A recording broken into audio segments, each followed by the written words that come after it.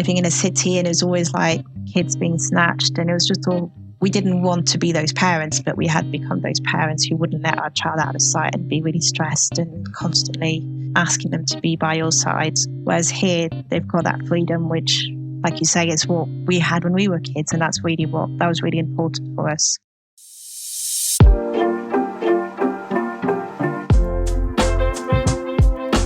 Hi everyone, and welcome to episode number 45 of the Immigrant's Life podcast, where we share stories of people who left their country to chase a better life. And through these stories you can find ideas, resources and motivation to do the same. I'm Daniel Di Biasi, and my guest this week, Fiona, was born in France, spent many years in England, and a few years ago went back to France with her family. So I don't know if Fiona is technically an immigrant anymore, but her experience is very similar to what would you have when moving to a new country with a family. And I think her decision to move to France was quite a smart one. With the cost of living being very high in the UK, they sold their house and bought a new one in the countryside in the south of France, and they are now mortgage free. Almost at the same time as moving the family to the other side of the English Channel, they made another big change in their life. Both Fiona and her husband quit their corporate jobs to become self-employed. Moving with the family was quite a journey for Fiona. Her older daughter did not want to leave her home. She made it very clear. But as you just heard, she's now free to play outside without supervision, and she loves it.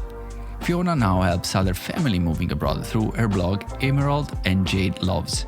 You can find it at emeraldandjadeloves.com. If English is your second language, you can find the transcript of the full episode, our conversation and everything in the show notes at emigrant'slife.com/episode 45. And now, without further ado, please enjoy my conversation with Fiona. Hi Fiona, thanks for being on the show. Hi Daniel, thanks for having me. One thing that I realized that because when I reach out to you and ask you to be on the show, I thought you were originally from the UK, but you actually are originally from France. Yeah, I always find that's quite a tricky question to answer, actually. When people ask you where you're from, I always find it really difficult to answer without giving everyone my whole background story. I guess technically I'm French because I was born in France and I lived there for a few years until we moved to Ireland for my dad's job, where we lived there for 3 years. And then we came back to France when I was 6 and I lived there up until the age of 18. So I did all my primary school, secondary school in France. But my mum's also English, so I've got British nationality as well as French nationality. So I was brought up with both cultures in mind. I spent a lot of time in the UK seeing family. We did things. My mum was very British. Well, she, obviously being British, we did a lot of things maybe that British families would do growing up. But we always had a foot in both cultures. So I never felt fully French in France and I never felt fully English in the UK. It was always a bit in between, not quite one or the other. But Okay, so I guess your dad is French, right? He is, yeah. Okay, He's perfect. French and a bit of Italian, actually. I can't remember really? where from. I need to check. Yeah. Because you're like close to the border. You grew up close to the border with Italy, right? Yes. So near Grenoble. So between Grenoble and the Alps and the Italian border. So not far at all. We could drive there. So if you have to pick a country, you're a country originally from, you feel like you're more French or you're more English? I guess if it's just on the basis of where I'm from, I'd probably go with France just because that's where I spent most of my childhood. So apart from those 3 years in Ireland, up until the age of 18, I mainly grew up in France. But then when I went to university in England at 18, that was the first time I was living in England. And I just remember feeling completely at home in the UK. And I liked the people and how they spoke and how they interacted. And I liked how things were done. So I just felt more at home in the UK when I went there for university than I had maybe in previous years in France. And I'd spent the next 16 years on and off in the UK afterwards. So I kind of split my time up until then between England and France fairly equally. It's always a tricky one. Although I'd say I'd come from France, having now left the UK, I felt very much at home in the UK. I felt like I'd fitted in better. So do you think you fit in more with the culture, with the English culture than the French culture? Yeah, when I grew up, I always found France very formal, and in England it felt very casual. It felt a lot friendlier because the lack of formality in a way. And also, I guess when I moved to England, I was 18. So it was a fresh start. I'd finished school. I was still in the whole process of trying to figure out who I was and what I wanted. And it really felt like that at 18, going to university. I was like, right, this is a fresh start. Nobody knows me. I can be me. And I fully embraced that and met friends for life and just had a really good time there. But I think the formality was a big one. I felt there's a lot of things in France I didn't understand, which has always puzzled me a bit because I grew up in France and I always went to school in France. But for example, silly thing, but then one of the main things is there's a very specific way to write your essays at school in France. And I just could not understand it. And I never got the grades because of it. Whereas in English, I felt a bit better. So the education system, I seemed to fit in better with the English way of educating than the French way. Yeah, so I think there was a mix of things, but the main thing that struck me was that it seemed more approachable and friendly when I got to the UK because of not being quite so formal as it can be in France. No, I mean, I think it makes sense, at least for me, coming from Italy. I can see the English culture, even just the English language, the way you speak to people is more friendly and more open to interact with the other person. A silly thing like, how are you? Okay, asking the question. And sometimes not even like a question, just like something to say hi to somebody. You don't really expect something in return. But that you don't say that in Italian. You probably don't say that in French when you meet somebody or when you see somebody on, I don't know, an elevator or when you walk on the street or something like that. Which is English is it's kind of the way you greet a person, asking, how are you? Exactly. And there isn't that formality because you've got that in Italian, haven't you? Is it lei? Like with in French, you've got tu and vous. So like, the more casual one when you're saying you, and then the formal one. But again, there isn't that in English. Like you say, you could greet, the director or friend the same way because that's just how you do it. Yeah, no, exactly. Okay, just a little bit of explanation of what we just said. So in Italian and in French, we have two different ways to speak to people. We have more formal way when we talk to, I don't know, elderly people or people we don't know, or I don't know, your boss, that kind of thing. And we have a different way of talking to our friends, people that we know, the people that we are more confident. And the language is kind of different. I mean, the way you approach with the people is actually quite different. The way you say you, it's actually different from the formal way and a friendly way. So it's quite different. And now that I've been living away from Italy for a few years now, I'm really struggling. Every time I go back to Italy, I really struggle with the formal way just because it's quite different. So for people that are not familiar, that's what we were talking about here.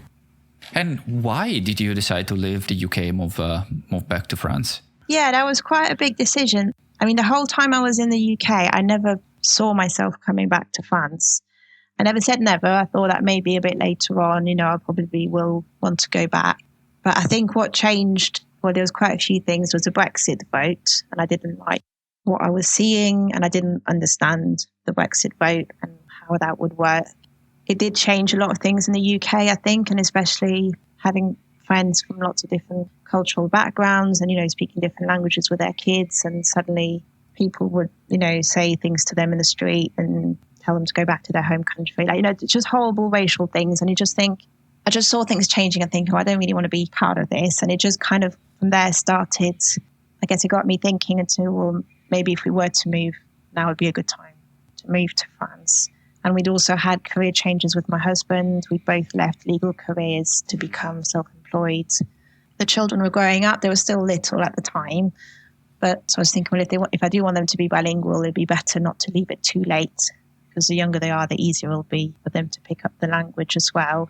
And I think the main thing that kind of did it as well was just wanting to get out the rat race a bit, because in the UK, it was getting to a point, a house had taken on a lot of value when we bought it, which was great. But to buy the next house up, we were looking at around £400,000. And having grown up in France, I was thinking that's ridiculous. We can get a massive house in France. I'm not spending. Yeah. And we changed careers, so we wouldn't be able to get a mortgage for that price. It just felt like we kept having to work more and more and more just to spend more and more money. And we also lived in a city, so the kids didn't have the childhood that me and my husband had growing up in the country. So there was quite a few things that we just started to feel a bit stuck where we were. And we thought, well, maybe now's the time to make a big change. We'd already made a big change by leaving our jobs and becoming self-employed. And so that was a little bit easier to contemplate a move. And then when we got the valuation for our house back, seeing how much more value it taken on over the years since we bought it, and realizing become mortgage free in France, depending on where we moved to, that was a big bonus as well. And why not consider maybe moving to the countryside in England? Just because you wanted to leave England? Well, we were living in Bristol at the time, which I absolutely loved. I have really, really fond memories of Bristol. I do miss it. But the countryside was even more expensive. Oh, really? Yeah, kind of. You can only live in the countryside if you've got lots of money, because you have to be able. It's just the value of it. Everybody's cramped in the city, so if you can afford a house slightly outside the city and commute in, yeah, it's not like it is here. I mean, we live in very rural France, so the prices are very cheap. Where I grew up, the prices are expensive as well. But yeah, it wasn't really an option. And I think we just kind of took it on as a new adventure, thinking, right, okay, well, we might as well. We've talked about maybe moving to France. We got married in France a few years before that. So yeah, we just thought maybe it's time for an adventure and just start afresh. Did you consider any other country, or France was the first option and the only option? We considered, well, my sister had moved to Australia a few years beforehand. So we did look a little bit into that, especially because we'd been to see them for our honeymoon. We went there with the kids. They were quite little, and we just had a really, really good time.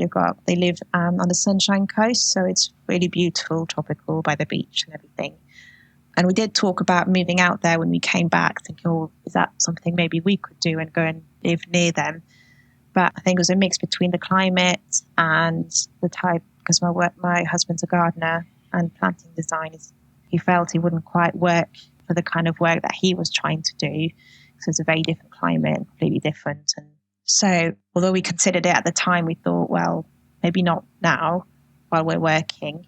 And then France was the obvious, from a family heritage point of view, just wanting to get the kids speaking French and have them grow up in France, at least for a bit.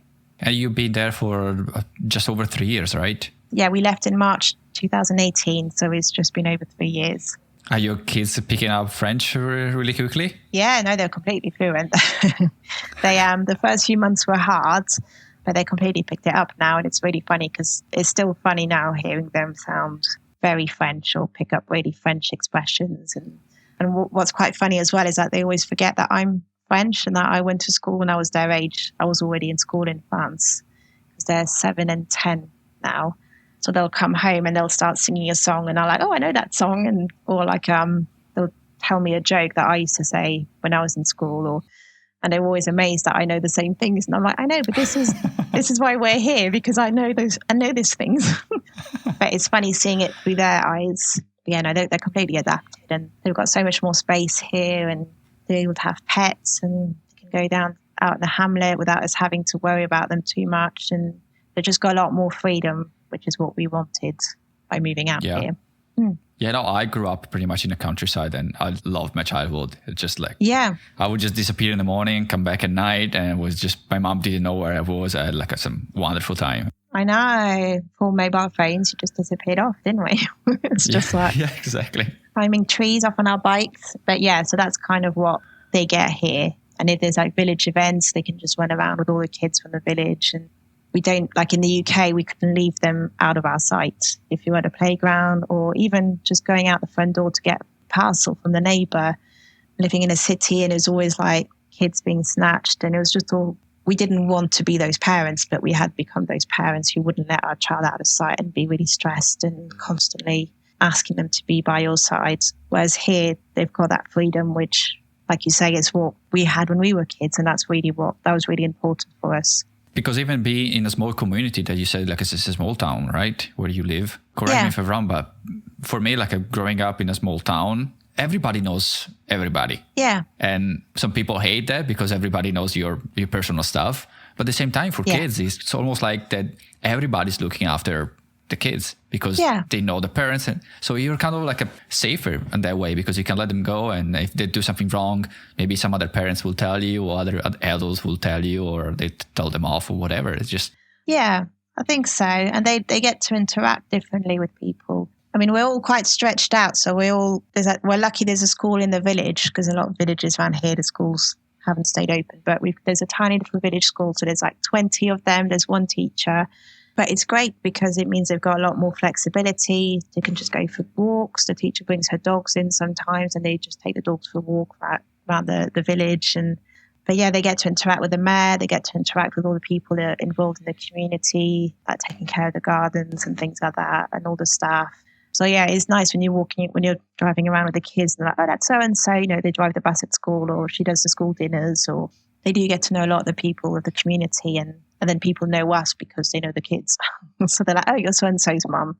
But yeah, it's nice. It's nice being able to relax a bit and just to let them go off and explore and do the stuff that we used to do that we couldn't have let them do in the UK. And what was the challenges to move to a new country with the family, with the kids? Well, I think the main challenges were before that, when I'd moved or if I travelled, it was only just me. So it was a lot easier for me to blend in, or the risks, I guess, weren't that great when it was just me as one person. Because I always thought, what's the worst that can happen? Like, worst comes to worst, I go back home for a bit, stay with mum and dad for a few months, or I just go and take whatever job I need to get to pay, to get through and then start again. But then when suddenly you've got like a whole family behind you, I find myself worrying about it a lot more, like just making sure, were they going to be okay? How are they going to settle in? Would they be okay with the language, especially for my husband? Because for him, that was the biggest challenge. What if they don't like it? So yeah, I did feel myself worrying about that a lot more, having the family with me. And also when we decided to move, my daughter I think she was 6 and then she was 7 by the time we actually made the move. But she did not want to go at all. So that was quite challenging. The little one didn't really know what was going on. He was quite happy going along with it. But she'd been to the same preschool. We lived on the same street as the school, so she knew all her friends. She knew everybody at school. She knew all the staff. She was really comfortable and confident where she was. She's very vocal as well, so she did not want to move, and she made it very clear every day, repeatedly.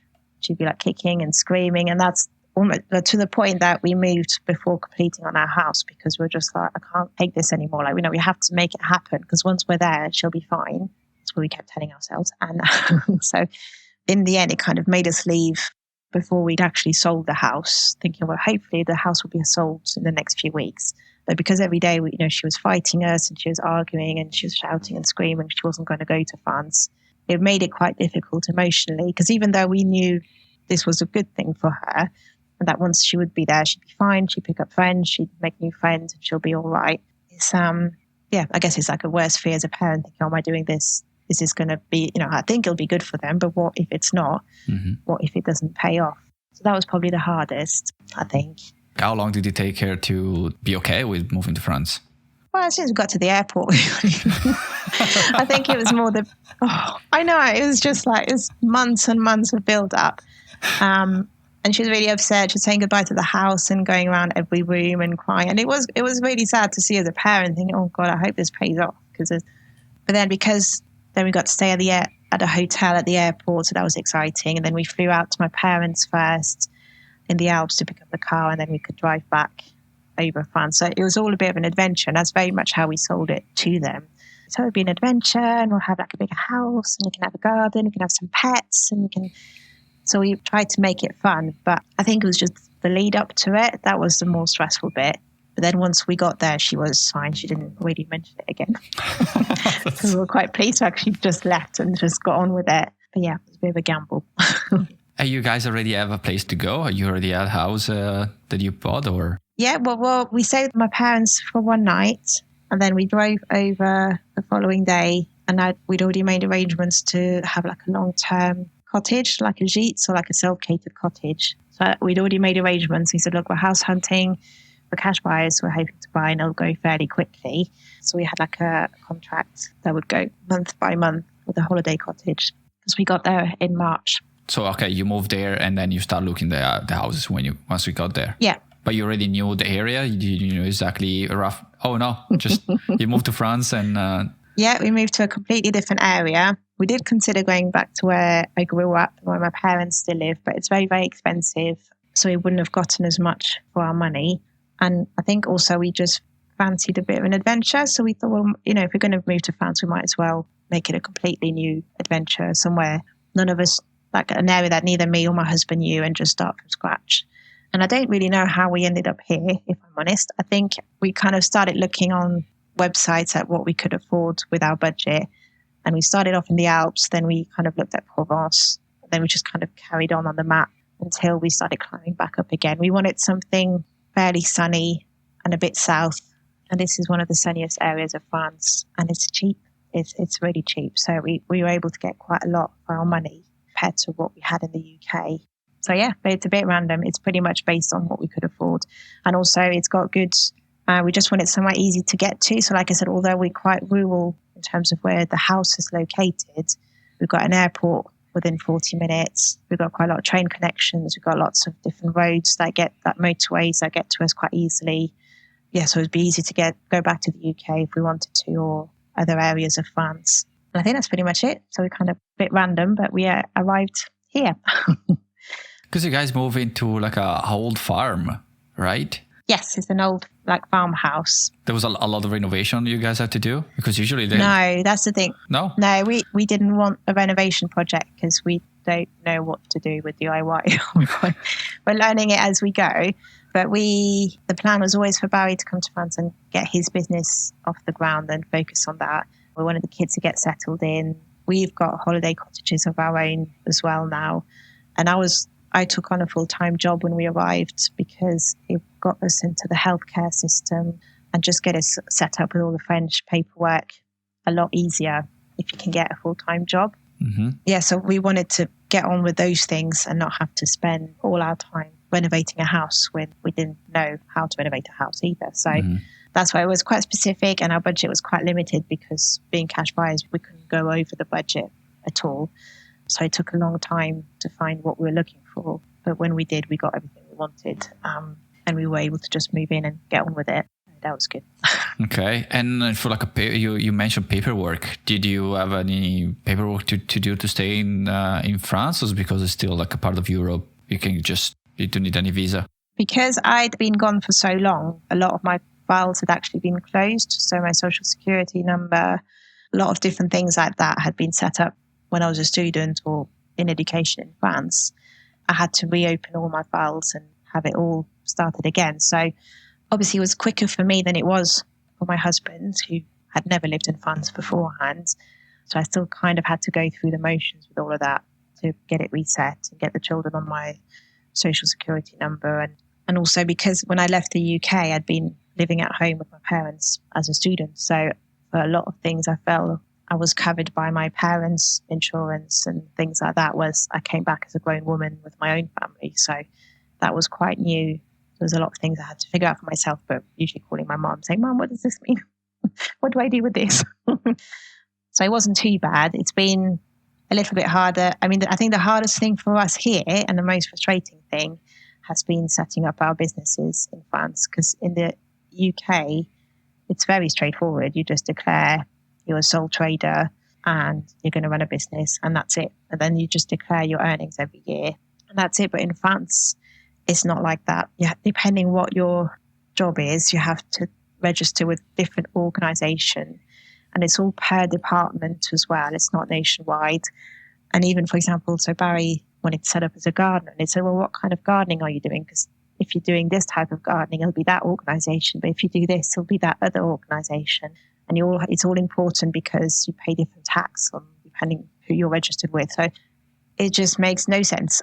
And I was trying to help out my husband set up his business, and I was like, "I'm French and this makes no sense to me. I don't understand." It would have been so simple in England, and it's not. Yeah, they like their paperwork. Not as bad as the Italians, I hear, but in France they do like a lot of paperwork, and nothing's direct or obvious. It's all a bit complicated. And I heard that in France, most of all this paperwork has been done like a with hard copy. Nothing is done over the internet. Is that right? It's changing now. A lot of it's done online now, or at least for some things. The first year you have to do it in paper, but then once you've done it once, after that you can do it online. So it's getting better.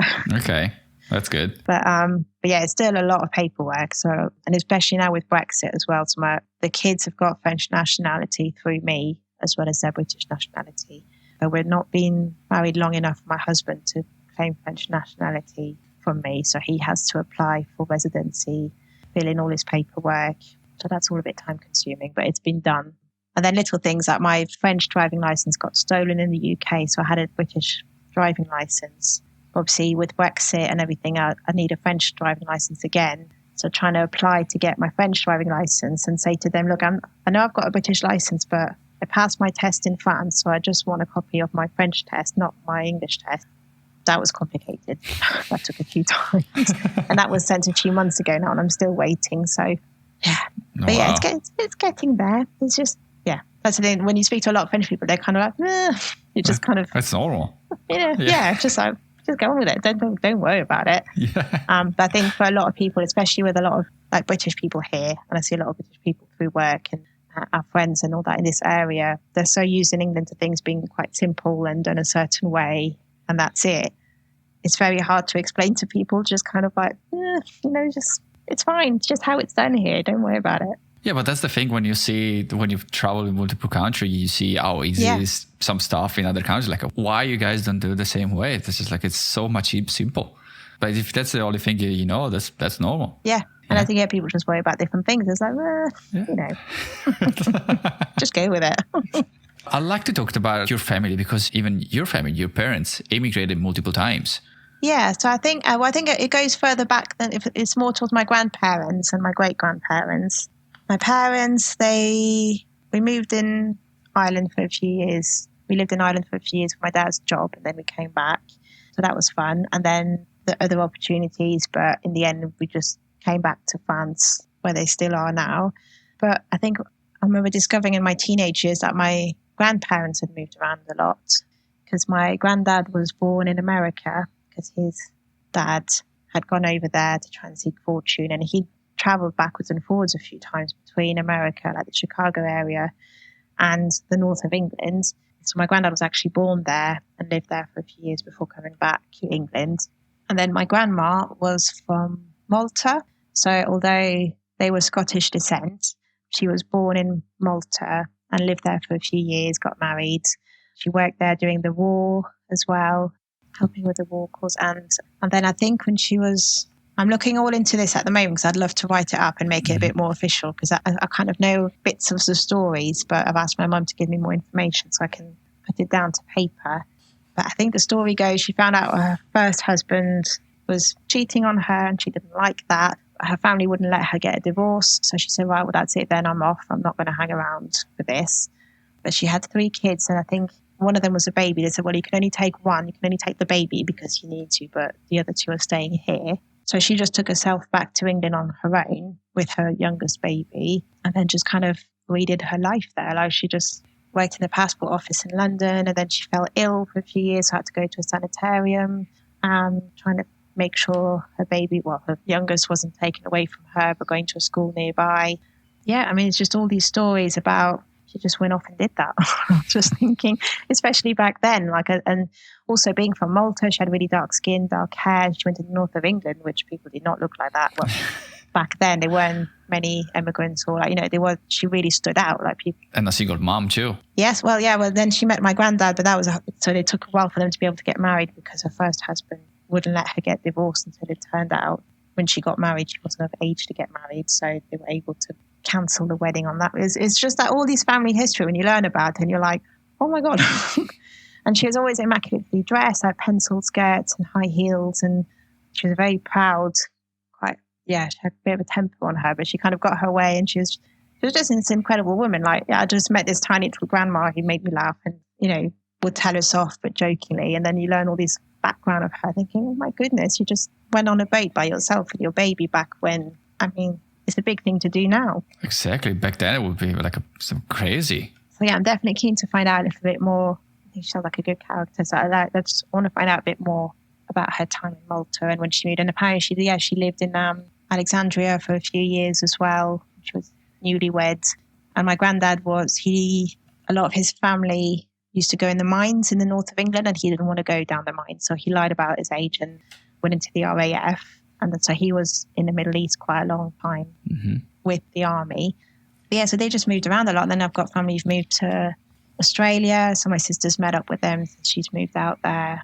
But yeah, it's just the fact they did just move around quite a bit. And like my mum said with my granddad's family, she said not only did my great-granddad go over to America. She said, but then he came back, got married. Then he went back on his own to America. Then my great-grandma followed later on. Like she said, there's all these different things that, I mean, we're talking about, several months on a boat, or it's not the same journeys. It's bad enough spending 24 hours on a plane here, but back then, it would have been such a big change. Oh, yeah. And even the cost of moving. Well, yeah, exactly. I mean, and I guess a long time ago, especially, you might do the journey once, but to do it several times, to go backwards and forwards more than once, 2, 3, 4 times would have been quite a thing to do, really, rather than just just do that journey once and then stay there forever. So yeah, it's definitely something I want to look into a bit more.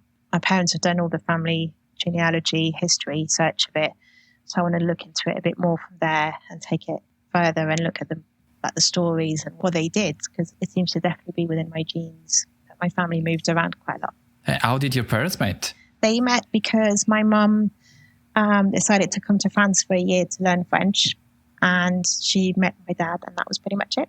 So Okay. they met at university in France, in Nantes, so not actually that far from where, I think it's a couple of hours north from where we live now.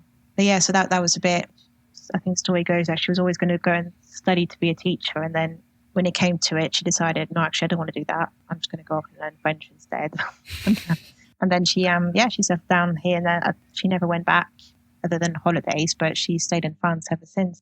So yeah, we always joke. She's still got her English accent when she speaks French, my mum, but she's far more French than the rest of us. Even my brother and sister and I, who grew up in France, she's the most French of us all, really, and she is. And do you think that like the history of your family, like moving abroad, moving to multiple countries, is kind of the reason why you moved to France, or you can move to another country more easily? I think so. I think it definitely stays with me, and I don't think it'll stop here for us either. Like, I'm already in my mind thinking, right, where to next? But as much as it scares my husband, he's like, right, we've only just settled here. I'm like, no, we've got places to go. And I think that's why I've really enjoyed it with your podcast, and also with my blog, is just meeting families who have moved abroad for different reasons with their children. Because I guess it's a very different dynamic moving with children. Oh, yeah. Like I said before, rather than just on your own. But yeah, I feel really inspired by families who travel all over the world with their kids or who move abroad. And I keep thinking, there's more I want to do with my one. And I think it's quite nice knowing that there's that heritage in my background as well, that my family have done it all before me in probably much more difficult circumstances as well. Because it's a lot easier now than it was in a way, I think. I think it's quite comforting knowing that I've got it in my family, and just carrying on what they did, I suppose. Yeah, because I think for some people, like moving even to another town can be almost like impossible. So it's like, no, my family is from here. I grew up here, and I'm not moving. I'm just like, it's not even like an option to move to another country. It's not an option. Yes, and you get people say, "Oh, I wish I could do what you did," and you're like, "You can't." Yeah, exactly. Can. It's not difficult. But I think because, even when we lived in France when I was in school, we moved houses a few times and we moved villages. So there's always been that motion, that element of moving and change. So I don't get attached to a house. Like, I enjoy my time while I'm there. But then once I know I'm moving, I get excited about the next house and what's going to happen there and what's in store for me with the next move. So I think I thrive on change and moving and new opportunities, which I think comes from how I was brought up, and my parents taking us traveling and different places and moving about and not really questioning it. Like, it was never made into a big thing when I was a child. So now, I still see it as an adventure, as a new opportunity, and I still get excited by it. I don't think of all the things that could go wrong or what's going to be hard or, the negative side of things. I don't really think about that. I just focus on moving forward and seeing the good things to it. Yeah, even like you mentioned the house. For some culture, even for me, I grew up, the house is your home. It's something that, I don't know, it's yours. And even changing house, moving to a new house can be emotional. It can be something, a big step, big change, because, I don't know, that's you got your memory. That's maybe where you got your first child, maybe where you were born. All of these kind of things that makes you feel like that's your home. It's something important. It's not just an object. It's more than just an object. But maybe for you that you moved around so often, you don't have that attachment to the home. It's just an object. And I came to the same conclusion even now that I'm moving. My house is just an object. It's not home. Yeah. It's not, I'm not attached emotionally. It's different. No, yeah, I definitely don't see it like that. Like, when we left, the house we had in England was the first house that we had bought. that we hadn't been renting. It was a house where my daughter was 6 months old when we moved into it, and then we had our son a few years later. We'd gotten married. Like, we had all these memories, but again, like you say, because we were being filmed by a TV show from when we moved to France, and the cameraman, he kept trying to get a reaction out of us. He was like, "Oh, are you really sad? Are you really emotional? Did it break your heart to say goodbye to the house?" And I'm like, "No, that's fine." And I could just sense the disappointment. And he was like, "Come on, something." And I was just like, "No." So we've got a new house to look forward to now. This is, somebody else has bought it. It's going to be their home to make memories in. And especially once you take all the furniture out and everything that makes it home. Once you take it, when you see it empty, it's just like the house. It was, So it's definitely not. I don't get attached. Like I say, if anything, I think it scares my husband a bit, because although we've been in our home a couple of years now, I'm already starting to think about the next one and where that's going to be and what it's going to be like. And he's just like, no, no, we're not moving. And I'm like, okay, not yet. Not yet. Do you have any plans? Do you have any country in particular, or any idea where you might move or you'd like to move? I don't know yet. I think I think for now, the plan is stay here a few years and get the kids settled and with school, and especially with COVID and all the lockdowns we've had. We've been really grateful to actually be here in this house, because we saw so many houses before picking this one.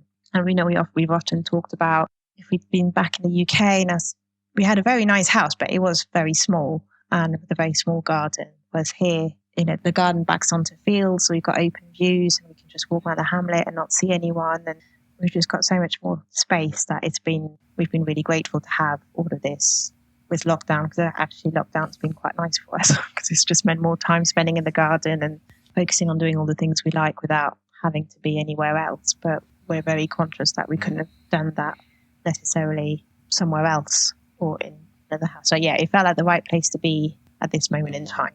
Not one to plan too far in advance. I don't do planning. I just go with it. I go with the flow. So we'll see what happens. If I don't know. I'd like to think it'll be more adventurous. If not, even if we still live here, we definitely want to incorporate more travel.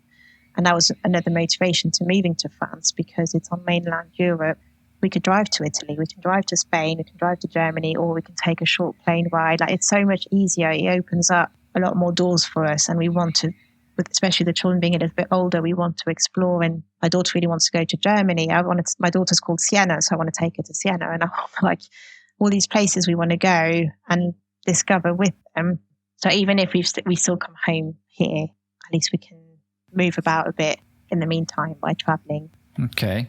Maybe soon with COVID. But And now with the family, with the kids, what would be the reason to move somewhere else? Would be just to try something different, or to give your kids, I don't know, different opportunity or access to different culture? What would be the main reason to move to somewhere else? Yeah, I think I keep coming back to the word adventure. Like, it's just realizing, I think I felt that pressure when I was in school in France. I don't know what it was like in Italy, but, you had to do things a certain way. Like, I did literary studies when I was 16 to 18. So I did a lot of philosophy, languages, literature. But that wasn't considered because I did that, I wasn't considered as smart as someone who did a scientific degree. And then I did law, but I didn't become a solicitor. I became a fellow, which is still a type of lawyer. But there's always kind of hierarchy and people telling you, oh, you're not doing this the right way or that. And I think what going to the international school did for me, it just allowed me to meet other people from all over the world with so many different backgrounds and so many different family histories. And it was just they had a lot more of an open mind to things. Like, things didn't matter so much to them than to maybe some other people. And I'd like to teach, I hope the kids, from everything we're doing with them and they're growing up, we can get them to see that there isn't just one way to be or to succeed, that actually the world is this big place. You could be whoever you want. There's so many things you can do. Yeah, just open their minds really, and just to keep them curious, understanding other people and seeing all the differences in the world, but, not to be afraid of different cultures, or just, be adventurous and curious would be the main one, I think. No, makes sense. Obviously, I'm jealous of the kids that are moving abroad at such a young age, just to being able to speak multiple languages and pick them up so easily. I know. I'm so jealous. I wish I had a pretty good childhood, but I wish I had that different culture, lived in multiple countries, so I would fluent in multiple languages. Yeah, I think it's just things are different now, aren't they? And I think it's a bit, so I'm employed now, but the dream is to be self-employed again. And part of that is because then if we do decide to go traveling, nothing stops us from going, yeah, right, we'll go and spend 2 months in Australia and, I can just work from there. And then we can see my sister and we can, make the most of it. I think the world has opened up so much, like so especially for our kids, that, opportunities are going to be really different for them than they were when we were kids, or even it's taking my parents a bit of getting used to it and understanding. I was a lawyer and I left that career path because I was just like, that's not my path. I don't want to be stuck into corporate and just working my way up and up. I said, I can't see myself doing that. But actually there are different opportunities now that we can take.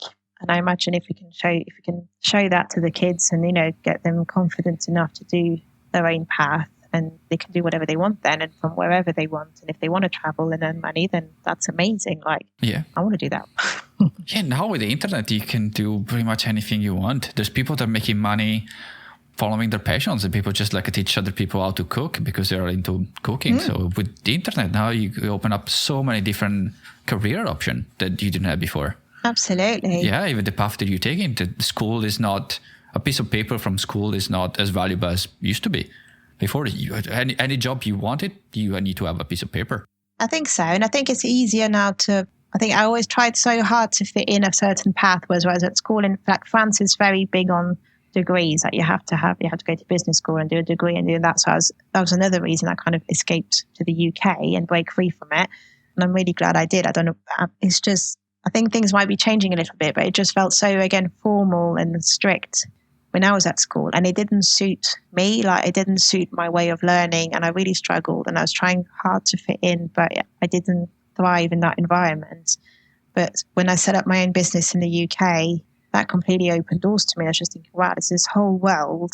And I was just thinking, no one ever talked to me about this when I was little. So yeah, I think part of moving about and traveling with kids when they're young helps them see lots of different options and meet different people, and yeah, hopefully gives them confidence or knowledge that they might not have if they didn't do any of those things. Yeah, in different perspective as well, because every culture is different. So you pick up like a different aspect of each culture, and you just take what you like and leave what you don't. Yeah, exactly. And then you can find out what fits you. So I know that was the same with my brother and sister. We're very close in age and you get on very well, but we've got very different personalities. We were very different in school. We're very different in work. So we've all had to find our different paths, and they're all very different from one another. But yeah, so if you've got more tools or more experience to help you find that, I think that's a good thing. Yeah, absolutely. And you mentioned earlier your blog where you're trying to help other family moving abroad. What was your blog called? How people can find it?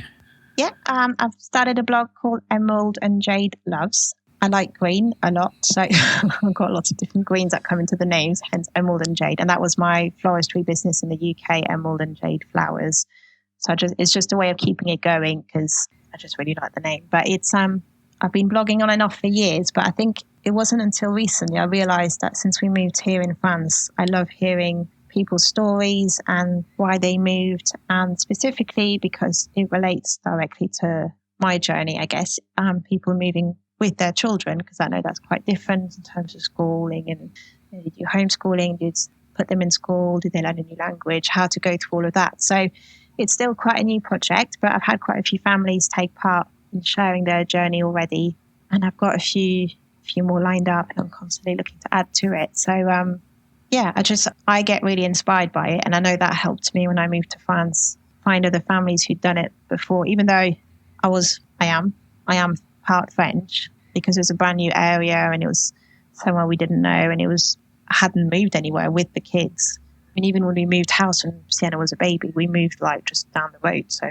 it wasn't exactly the same thing. But speaking to other families who had done it kind of gave me the confidence to go through with it. And I think I get really inspired reading what other people's journeys are from, and if I can inspire other people or help them answer any questions they may have, then I'll be really happy. Yeah, that's exactly the same reason why I'm doing this, just to motivate and inspire other people to do the same thing. Exactly. Because as we know, it's not easy. It's not an easy decision to make. It's not easy once you get to the new country to keep going and get settled. So yeah, and you get doubts, don't you? Like, if anything, I think my husband settled into France a lot quicker than I did. And my kids did because they had school and they made friends, so they just went on with it. And my husband really liked the change of life and everything. But I found it really hard at first, I think. And I think it goes back to not knowing where I call home, because I came from France, but I felt really at home in the UK. And I'm not fully French in France, or I'm not fully English either. I'm kind of in between. And I had a really hard time adapting to being back. So yeah, I think it just brings up so many questions and so many doubts that if you can meet someone who's done it, and they might say, oh yeah, I felt like that after a year and then I did this and it got better. Or it just helps you, like as with everything, if you can relate to it and see someone who's been through it and got past it, it can help you. Do you have any particular advice you would like to give to the listener that are in a similar situation, that want to move abroad with the family?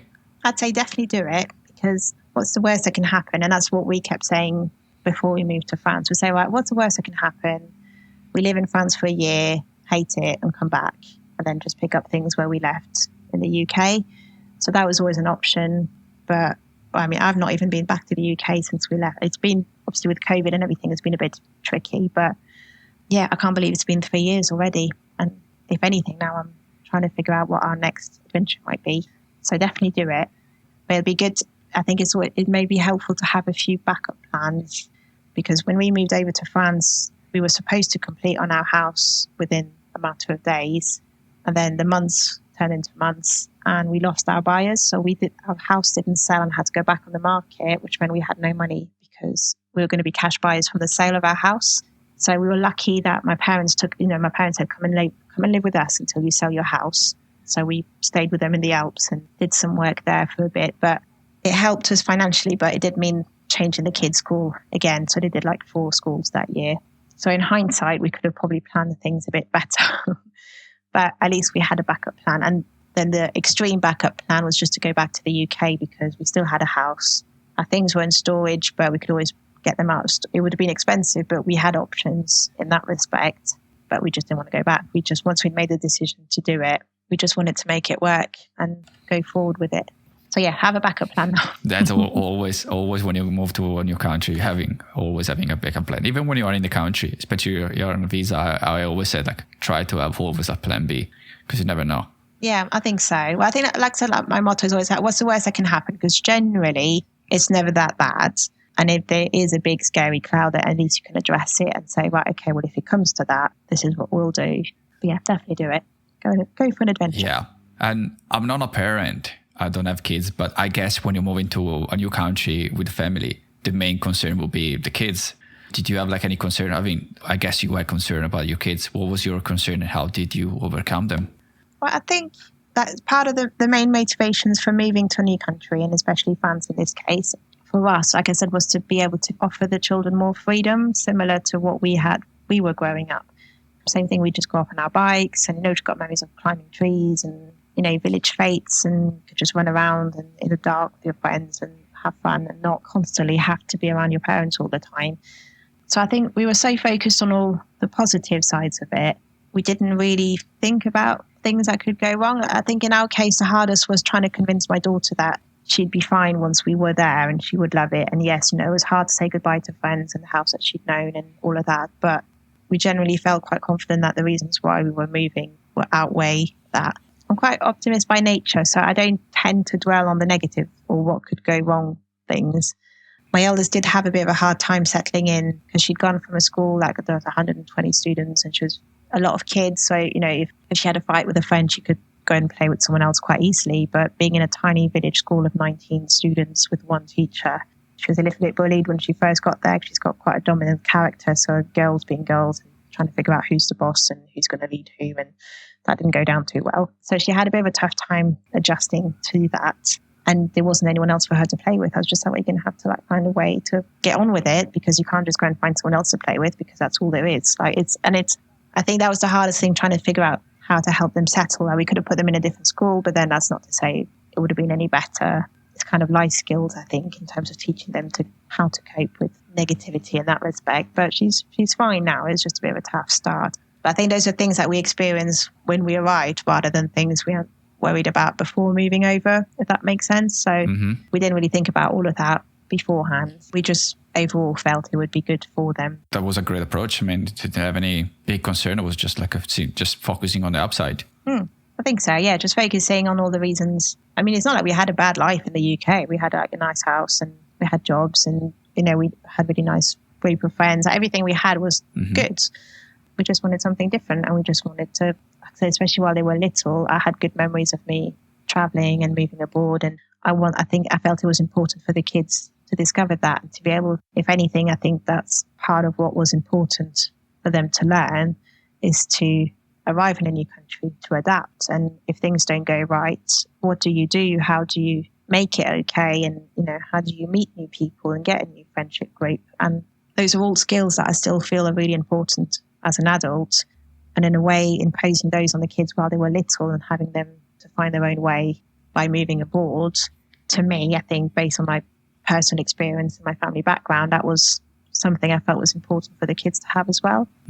Yeah. So not to be too comfortable in their own surroundings, but to know how to adapt and thrive in new ones as well. Perfect. I think this is a good time to wrap this up. So where people can find you, if somebody related to your story, maybe I have questions about moving abroad with the family, how people can find you. Yeah. Well, the best place to find me is on Instagram. I think that's the one I enjoy the most. And the one that follows our day-to-day life in France and everything we just discussed is Emerald and Jade Loves.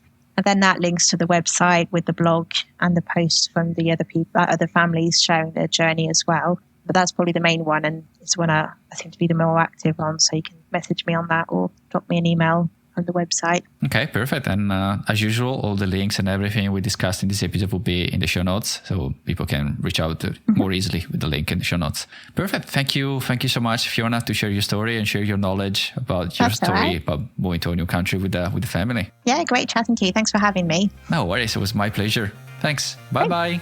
Thank you. Bye. Thank you so much for tuning in this week. You can find the show notes with all the links and everything we discussed in this episode at emigrantslife.com/episode 45. If you enjoyed this episode and want to support the show, you can share this episode with your friends. You can leave us a review on Apple Podcasts or Podchaser. And one more thing, if you want to move to a new country and need help, feel free to reach out to me either via email at daniel@emigrantslife.com or through their website, emigrantslife.com. It's absolutely free. I don't charge anything. Just reach out to me and we can schedule a call. I look forward to meeting you. Thanks again for listening. Talk to you in the next one. Ciao.